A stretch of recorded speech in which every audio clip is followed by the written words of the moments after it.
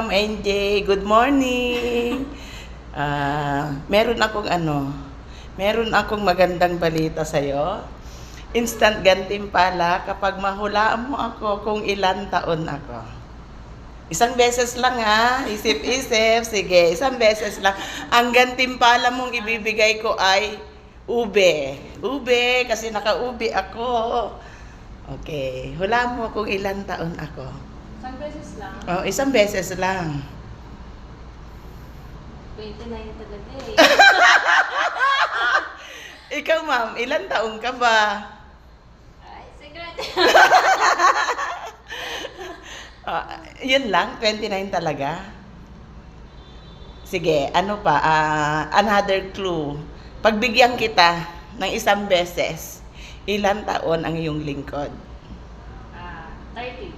30. Final answer.